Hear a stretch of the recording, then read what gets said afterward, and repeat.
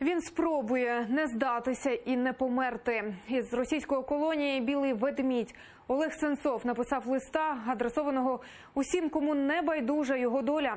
У ньому засуджений до 20 років неволі український режисер дякує за привітання з днем народження і за підтримку його і інших політичних бранців Кремля. Постараюсь вас не подвести, не сдаться и не умереть. Правда, наверное, из этих 3 желаний выполнить получится только максимум 2. Я благодарен, что вы меня не забываете, поддерживаете не только меня, но и всех других осужденных наших ребят.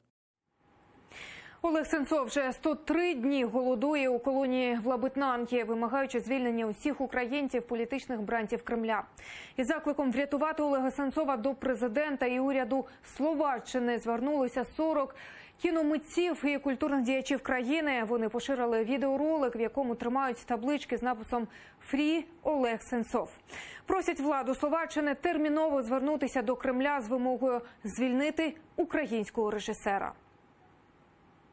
Не допустіть, щоб наше мовчання сприйняли як мовчазну згоду. Якщо Олег помре, ми всі будемо відповідальні за його смерть.